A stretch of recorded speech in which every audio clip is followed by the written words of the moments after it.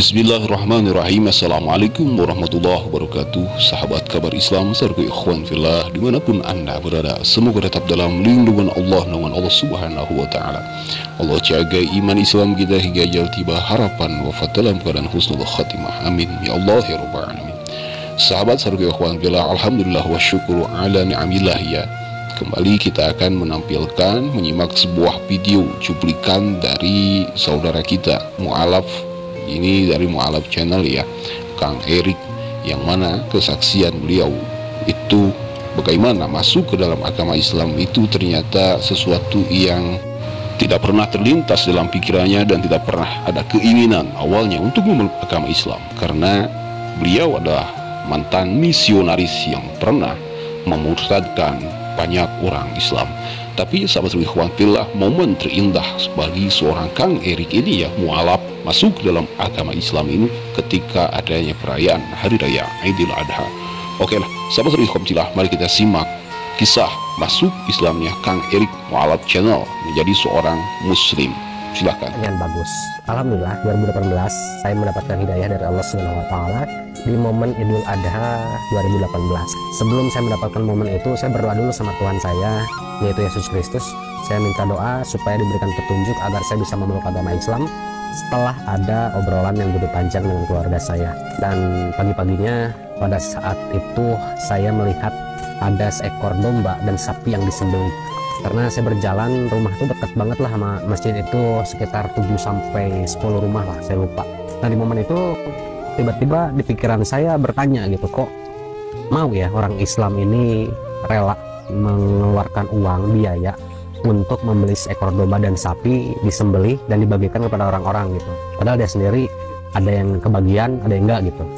Tapi tetap itu yang menjadi pertanyaan bagi saya. Akhirnya saya jam 10, jam 11-an lah, saya tanya sama pendeta saya, pendeta, kenapa di Kristen ini tidak ada kurban seperti yang dilakukan oleh orang Islam?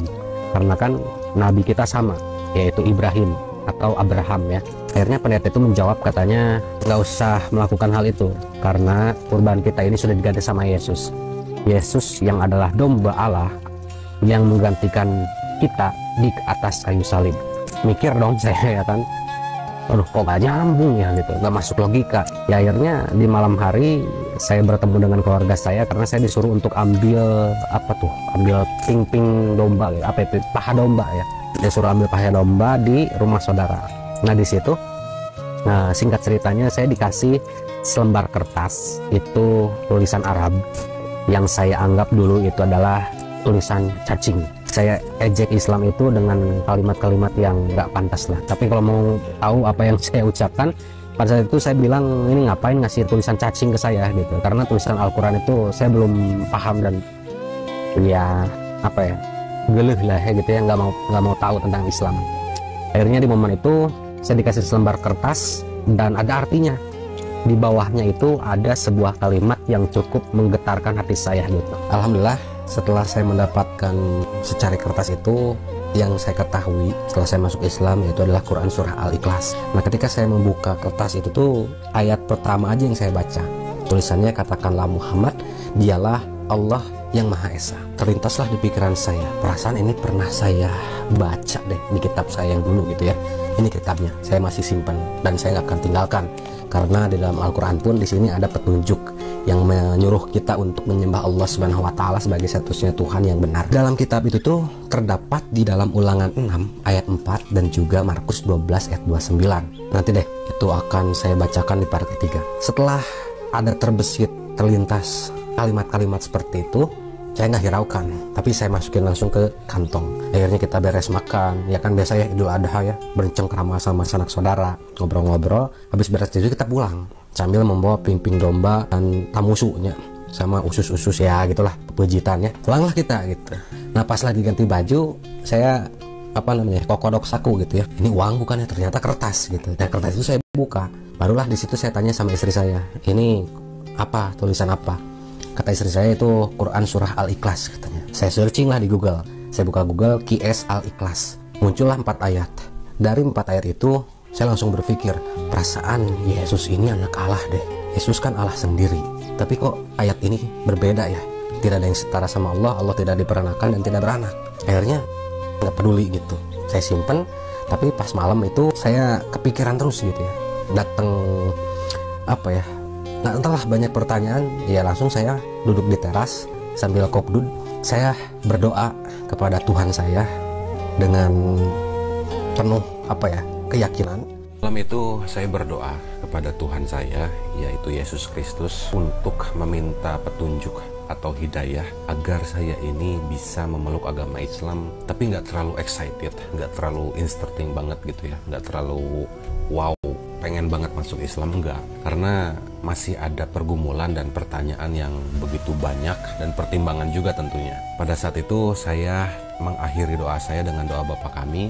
Bapa kami yang di sorga, dikuduskanlah namamu, datanglah kerajaanmu, jadilah kehendakmu di bumi seperti sorga. Berikanlah kami pada hari ini makanan kami secukupnya, dan ampunilah kami atas kesalahan kami seperti kami juga mengampuni orang yang bersalah kepada kami, dan janganlah membawa kami ke dalam pencobaan, tetapi lepaskanlah kami dari yang jahat, karena Engkaulah yang punya kerajaan, kekuasaan, kemuliaan sampai selama-lamanya. Dalam nama Tuhan Yesus Allah yang hidup, amin. Di situ saya mikir, sebentar nih, ada apa nih dengan doa ini? Karena dari kalimat Bapa kami di sorga, Bapa itu kan Allah, Allah itu kan Yesus, Yesus itu kan Allah, Allah itu Bapa. Itu muter aja pikiran saya, kok bisa ya? Padahal Yesus yang saya anggap Tuhan atau Allah ini berdoa pada saat menjadi manusia. Terus doanya kepada siapa? Itu pertanyaan itu banyak banget. Nanti aja deh itu diceritain lagi ya, ini ke intinya aja. Jadi setelah pertanyaan itu muncul, istri saya dari belakang ngajak untuk nyate di rumah saudara. Nah setelah itu buyarlah pertanyaan-pertanyaan dan juga kegalauan atau kegelisahan dalam pikiran dan hati ini ya. Karena jujur hati kokolojotan, jiwa tetejehan gitu ya. Jadi akhirnya kita pergilah ke rumah saudara. Nah di rumah saudara itu kebetulan lagi kumpul keluarga, ada anak-anaknya saudara saya ini lagi ngaji di atas. Nah saya disuruh sama saudara saya untuk pergi ke lantai 2. Setelah itu tanpa ada tekanan atau pressure atau ada dorongan untuk udah sana pergi, enggak. Tapi memang oh ya udah nanti saya ke atas. Pada saat saya ke atas, namanya Bang Ijal ya. Mudah-mudahan beliau nonton karena beliau juga jadi guru saya dan pembimbing syahadat saya. Saya ngobrol nih sama Bang Ijal pada saat itu mengenai Isa Al-Masih atau Yesus Kristus, baik dalam pandangan Kristen dan pandangan Islam. Kita ngobrol tuh, tapi setelah anak-anak itu beres ngaji. Jadi setelah saya ngobrol dengan Bang Ijal cukup lama tuh, di awal niatan tuh saya ingin mengajak Bang Ijal ini goyah imannya lah, atau bisa-bisa murtad gitu. Karena saya punya ilmu dalam Al-Quran, bisa memurtadkan orang Islam menggunakan Al-Quran. Tapi nanti saya kasih tahu ya caranya seperti apa. Nanti tapi. Sampai pada titik kita ngobrol masalah Quran surah Al-Ikhlas itu. Ya, yang di awal itu saya dapat itu tuh jadi pertanyaan gitu. Akhirnya saya tanya Bang Ijal tentang Quran surah Al-Ikhlas. Bang Ijal nggak jawab. Malah Bang Ijal memberikan pertanyaan kembali kepada saya. Apakah ada di dalam kitabnya Kang Erik itu masalah tentang Tuhan yang Maha Esa? Saya jawab ada, dan saya tunjukkan ayatnya di dalam Ulangan 6 ayat 4. Di situ dikatakan, dengarlah hai Israel, atau dengarlah hai orang Israel, bahwa Tuhan Allah kita, Tuhan itu Esa. Bang Ijal minta lagi, ada lagi nggak katanya yang ngucapin itu? Saya bilang ada, boleh saya dengar, kata Bang Ijal. Nah, yang kedua itu di dalam Markus 12 ayat 29, di situ dikatakan jawab Yesus, inilah hukum yang utama dan terutama. Dengarlah hai orang Israel bahwa Allah Tuhan kita, Tuhan itu Esa. Bang Ijal langsung jawab lagi, nah sama Kang Erik, seperti apa yang Nabi kami atau Nabi Muhammad itu ucapkan melalui wahyu yang disampaikan oleh malaikat Jibril dari Allah langsung katanya. Dalam Quran surah Al-Ikhlas itu ayat pertamanya, Qul huwallahu ahad. Katakanlah dalam kurung Muhammad bahwa Allah itu Allah yang Maha Esa atau Tuhan yang Maha Esa. Di situ saya kaget, nggak percaya gitu. Iya ya, kok bisa sama seperti ini? Akhirnya tanpa ada pikir panjang lagi dan saya nggak bisa ngomong lagi, keluarlah dari mulut saya mengucapkan kepada Bang Ijal, Bang, bagaimana caranya saya bisa masuk Islam? Di situ Bang Ijal juga kaget juga gitu. Ah, enggak Kang Erik, takutnya saya yang maksa Kang Erik untuk masuk agama Islam. Saya bilang, enggak Bang Ijal, saya tulus mau mempelajari tentang Islam dan mau belajar tentang Islam. Pada malam itu juga jam setengah 11 malam, kurang lebih kalau nggak salah ya, kita berangkat ke salah satu pesantren di daerah Marga Cinta, namanya Pesantren Ibnu Hajar, yang dipimpin oleh Ustadz Apad Ruslan. Alhamdulillah, saya mualaf, doain aja semoga istiqomah di jalan Allah Subhanahu wa Ta'ala ya. Nah, baiklah sahabat ikhwan fillah, itulah sebuah kesaksian kisah dari seorang Kang Erik, mantan misionaris yang memurtadkan orang-orang Islam, dan kini sudah menjadi seorang mu'alaf, malahan aktif dalam dakwah di media sosial, yakni di YouTube Mu'alaf Channel. Baiklah sahabat ikhwan fillah, kesaksian yang menarik dari seorang Bang Erik ya, dengan pemikiran akal yang cerdasnya, bertahun-tahun menjalani misi sebagai misionaris, tetapi ketika datang momen hari raya Idul Adha, disitulah awal mula Allah Subhanahu wa Ta'ala mengetuk pintu hidayah di dalam hatinya, dan hingga akhirnya Allah Subhanahu wa Ta'ala menjadikan Kang Erik, mantan misionaris ini, menjadi seorang mu'alaf. Inilah rahasia Allah Subhanahu wa Ta'ala. Begitu banyak pendeta, begitu banyak misionaris yang memeluk agama Islam.